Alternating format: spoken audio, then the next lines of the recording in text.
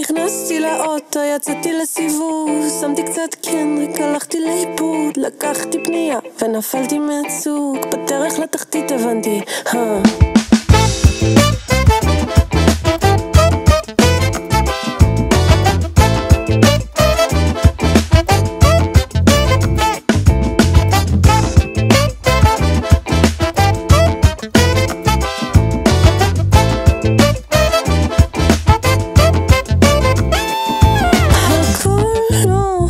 אצלי